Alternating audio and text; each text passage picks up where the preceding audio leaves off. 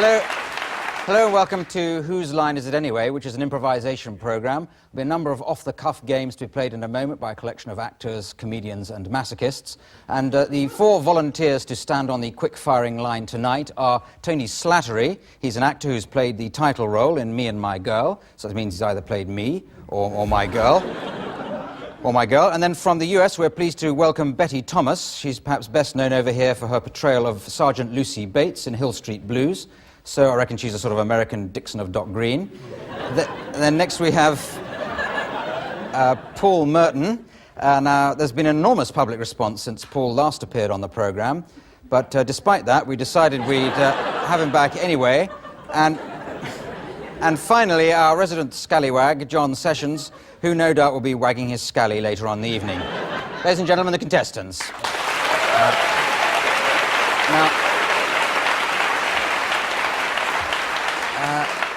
The first game is called Authors, so can I ask the contestants to come down and get into the improvising position, the lowest level there, we like to aim for that. Authors is a game where they have a little bit of preparation in the sense that each of them have chosen an author whose style they've come along with, ready to improvise in. But in a moment, I'm going to get a suggestion from somebody in the studio audience for a title for a story for them to tell. And they'll take it in turns telling it, moving on as I press this buzzer like this. So first of all, I'll just get the authors you've gone for. Tony, which author have you chosen to adopt the style of? Well, I'd like to have a crack at William Burroughs. William Burroughs? Well, why not? I'd like to have a crack at him as well. Now, Betty Thomas. Mickey Spillane. Mickey Spillane, our firm ground there. And Paul? Barbara Cartland. Barbara Cartland, yes. Yes, one of my favourites. And John? Anthony Burgess. Anthony Burgess, right. OK, so now we need a suggestion for a title for the story. Someone got a really good one they've come along with? Jack and the Beanstalk. Well, that'll be very topical around about October when this show goes out. Jack and the Beanstalk, OK. Can you manage that? Starting off, Tony, starting with your author, go. Jack was a junkie, eyes oozing pus at the top of the beanstalk, eyes strangulated like swollen tongues. Well, the beanstalk wasn't saying too much neither. Get off your Mustang, Sally. Who do you think you are? I'm talking junk, I'm talking drugs at the top. His nipples firm to the kiss of the shower. The twin downy hemispheric globes of his buttocks slid down the beanstalk. He needed another fix on sewage canal.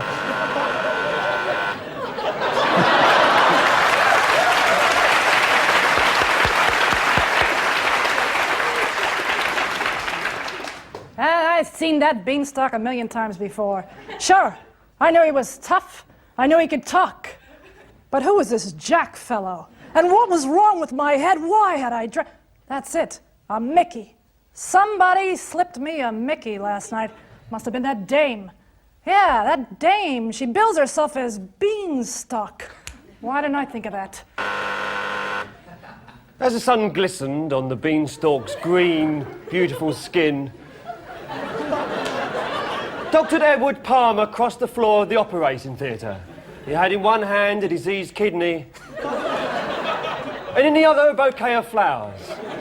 Jack walked into the room, and Dr. Palmer turned and said, One of these beans that one is talking of is, of course, a bean going back to bean talking, or as a bean. And what might be interesting, it is Jack, John, Giacomo, Johannes, and I, of course, was born, Jack, on a bean, and a bean talks, as indeed a bean can talk, even as we have been into the past tense. And this is very interesting if you like to go up your own fundament, as I do. Right again. Thank you. All right, resume your seats. Yeah. Thank you.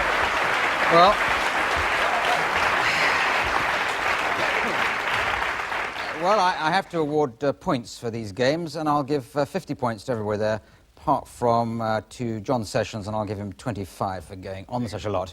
But this is fair enough. Now, the next game is called Film and Theatre Styles. We'll need the studio audience's assistance again on this one, because they'll have to give us a selection of film and theatre styles in which the contestants will be improvising, be dividing into pairs. So first of all, Paul and Tony, can you come forward?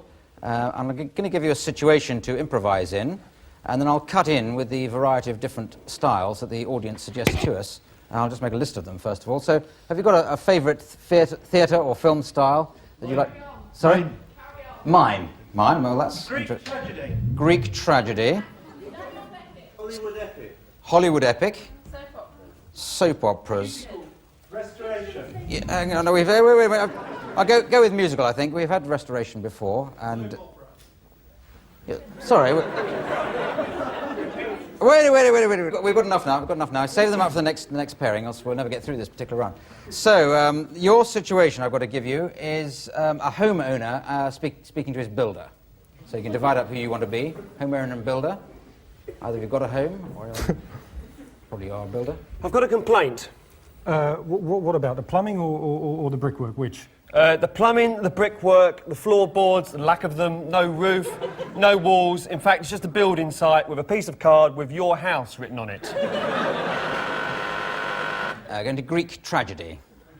The problem is the builder has just been murdered off stage. Not Stavros, surely. No, Aeschylus, with a knife dripping in the Mediterranean sun, he plastered his bricks and died. That's rather unlucky in Peckham, isn't it? Okay, going to Hollywood epic. But the Peckham I speak of course, is not the Peckham of South London. The Peckham I speak of is the Peckham of my family, my forefathers. No more, Claudius. You speak of Hubens and pipes of which you know nothing.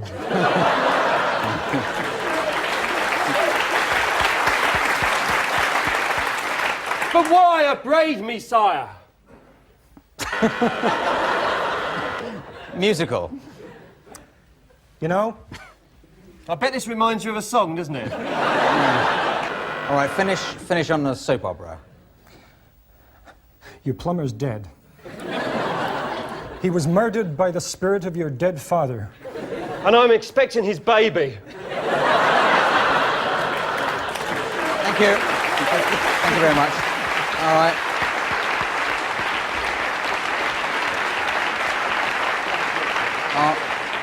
All right. That was a very good offering there. A lot of effort. Give 3 points each. Now, it's John and Betty, and your situation is you've got to be a husband and wife arguing over a map. Okay, just think about, yes, a map and map reading generally. Just hang on a minute, I'll get a few more suggestions of styles. Bogart movie. Bogart. Oh. Method acting. Method acting, yes, that sounds good. Sorry, one from over there. Mime. Oh, we had mime before. Healing comedy. Healing comedy. No, Ealing comedy, sorry. La Malade Imaginaire or something. Now, okay, I think we've got enough there. No, we've got masses now. What an enthusiastic audience we've got tonight. We've sat here 3 weeks and got 2 suggestions. And you've all been saving them up, haven't you? Okay, so can you start off with your map? Do you have maps in America? Yes, of course you do. What are you doing, honey?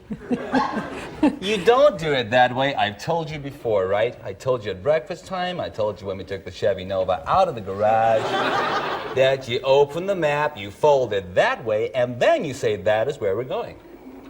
That is where we're going. That is where we're just good. We're gonna... Oh, let's go into Ealing comedy. Now, what I demand for you, I'll tell you what I demand for you. What? It's a lovely drive, Yeah. Come on, clear out of it, you kids, come on out of it. Sorry about that. Okay, let's go into a mime, or it could be a silent movie, I suppose.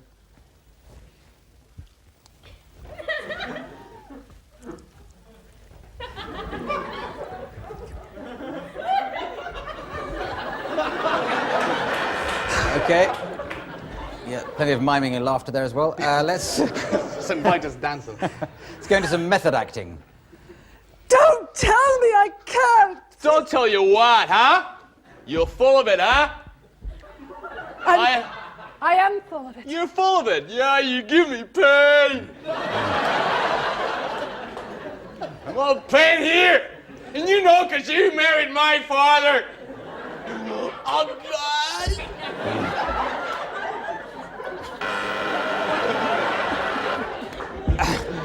Bogart.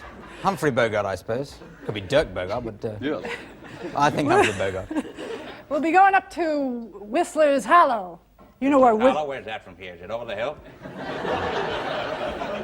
Yeah, that's it. It's over the hill. You know how to get to Whistler's Hollow, don't you? I do, but I tell you something. I came back from the war 2 years ago. I thought I was coming back to a world that was happy and simple and straight. Right. I think we've done a lot there, so while I work out the points of that round, let's go away while people try and sell you things. Back in a moment.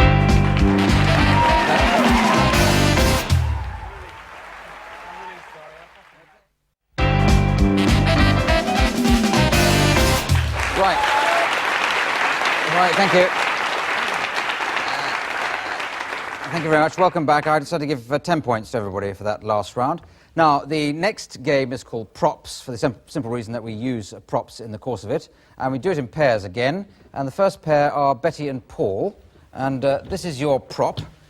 And you've got to think of as many different ways of using that prop, while at the same time, the other pair, John and Tony, there's your one.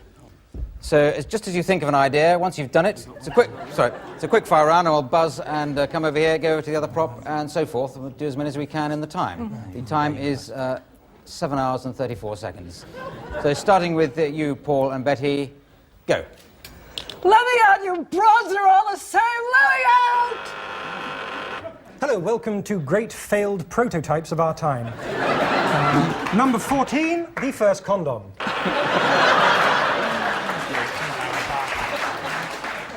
Madam, would you mind just backing your Rolls Royce? Just back.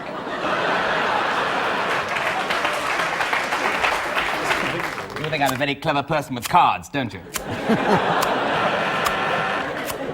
I have some bad news, Paul. What's the bad news? This is your X-ray.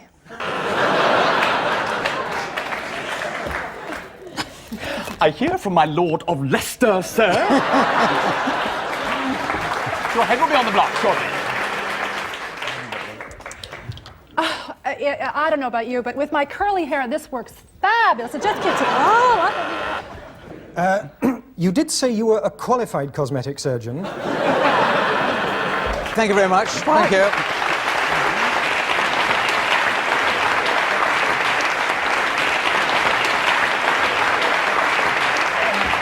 Well, I don't know. I think maybe Tony and John. Sorry, cameraman's just improvising, demolishing the set. It's rather very clever. Oh, well, I'll give 10 points everywhere there and 5 away from Martin, the cameraman. Try and edit that out. Now, the next round is called Different Games, and we play different games in the course of this round, which is why we call it that. Now, John and Ball, we start you off with a game called Every Other Line. John, can you read for us, which I know you're quite good at? This is a play called The Poison Party by F. Sladen Smith, or Sladen Smith. Yes. I don't know, you may know that play already, may have been in it. I know it personally, actually, I know it back to front. Now, well, all you've got to do is to read every other line in the script there. Okay. Meanwhile, Paul will be improvising a scene. And the scene we'd like you to improvise is you're briefing John on a dangerous mission. Okay, got that? And just to make it easy for you, we'll have an end line for you to be aiming at, which will be suggested now, I hope, by somebody in the studio audience. So a nice end line for Paul to be aiming at. My shoe. Oh dear, I've lost my shoe. You haven't actually lost your shoe. That is a line, yes, fine. Oh dear, I've lost my shoe. It sounds like exactly the sort of thing somebody might say at the end of that sort of thing. So away you go then, Paul, improvising your scene. Now, you understand that this mission is extremely dangerous. At least it died naturally, which is more than your circle seemed to manage. I don't think this is a time to swap passwords, do you? Charles, leave those cakes alone. Yes, Charles, leave him alone. I'm sorry, I didn't know he was in here. Now...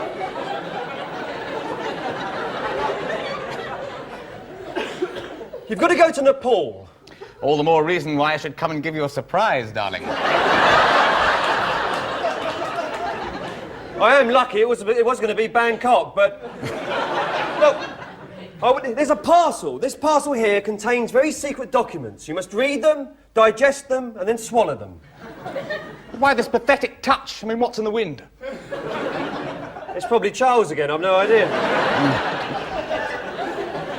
Oh, Her Majesty is a little tired with affairs of state. Indeed, she is, yes. That's why she's given me this job to do. I'm tired and also hungry, and as for thoughts, that's nothing. Like food for the dumps. Now, don't have a go at the dumps. They're my oldest friends. You're exactly like your poor father. My father, he went mad, didn't he? I've done that line. It's nearly 5. You must go to the garden of the winged Cupid and carry out your mission. My mission? Yes. This started off with me giving you a mission. And then Charles came in, and then you insulted the dumps, and... Oh dear, I've lost my shoe. Oh, brilliant. Brilliant. Yes, thank you very much. Thank you.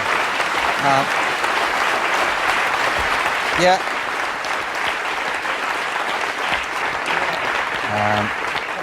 Well, I think I'll give John 50 points for a brilliant reading there, and 40 to Paul. And that clever way he got that end line in there with that, had a suggestion of a join. It followed naturally. It did seem to follow naturally. Never saw it coming. No, just 5 minutes waiting. But now, the next game is a different game for Tony and Betty. And if you'd like to come forward, you'll be able to see on the monitor there a film. And what we've got here is got a film, very good-looking film it is, but we've taken the soundtrack away from it.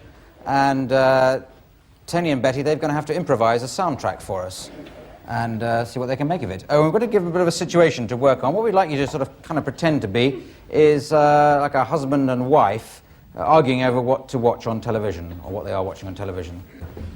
Anyway, where you go. Ah, so you want to watch Blind Date, do you? Well, you're not going to. I have to watch it. Don't you see? It gives meaning to my life. There's no meaning here. There's nothing for me. Why, this pillow, this bed, this dress.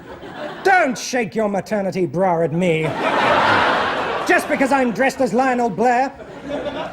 Yes, Lionel Blair. Bring him up again. I haven't brought him up, and I'm about to break wind, thanks to you.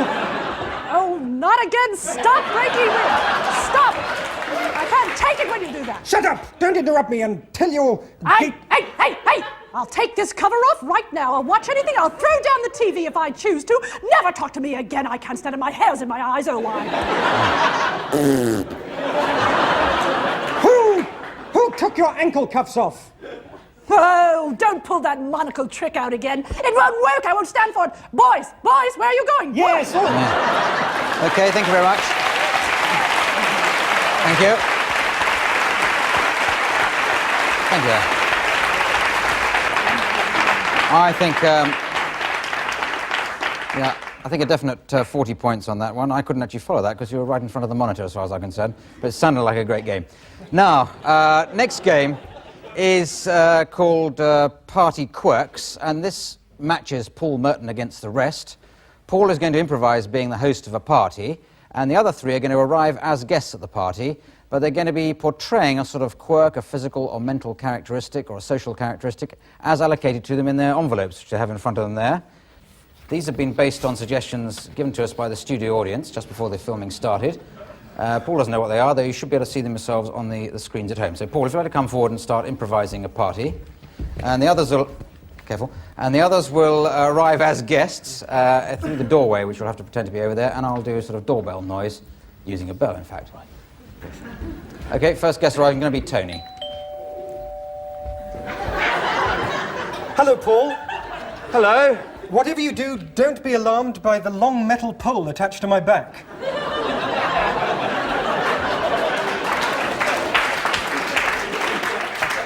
That's somewhere to put the buffet then, isn't it? You're such a joker. Right. Would you like something? Would you like something to? Oh, you've turned round. Would you like something to? You care to eat something? Whiskey, soda? Yes. All right, something with lots of calcium in it.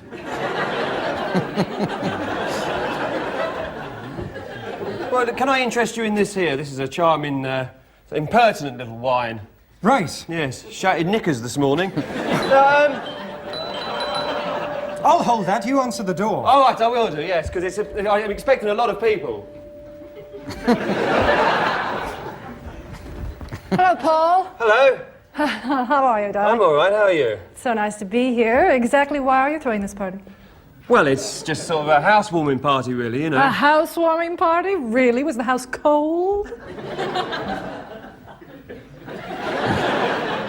No, it's just that I felt as if it needed a little bit of human sort of, get it all going. I see. I prefer animals myself. I like David Attenborough programs about invertebrates.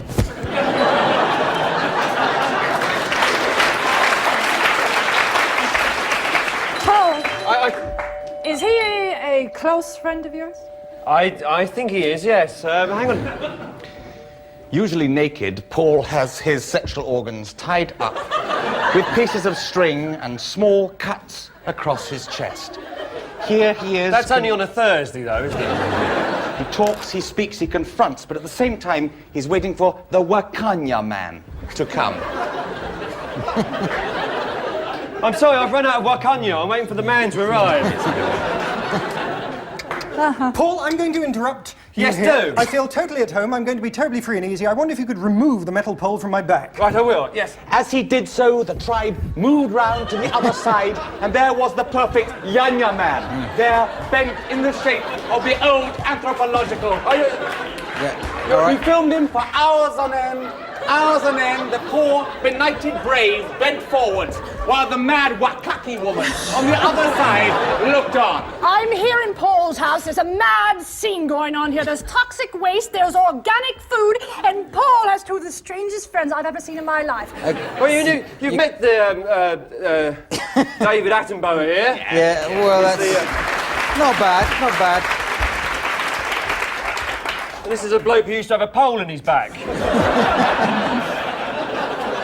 Why? 2 seconds.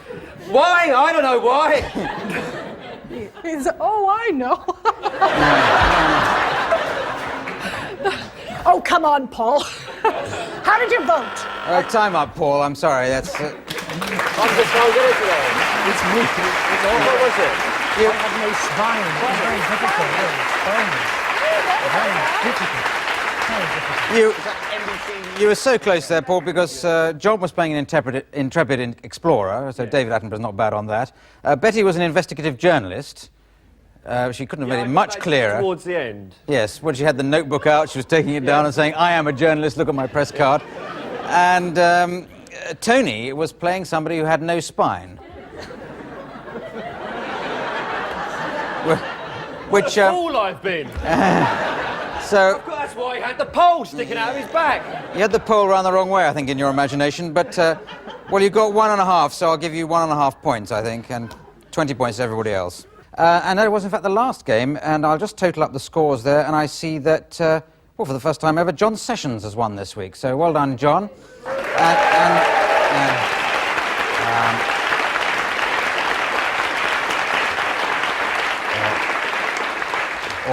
Or maybe it's the 9th time ever, depending on the order in which they broadcast these. Anyway, the prize... Got to take on every eventuality. The prize for winning the show is to get to read out the credits in a style of my choosing. And, John, I'd like you to do it in the style of Anthony Hopkins, the actor. I'm sure you know him.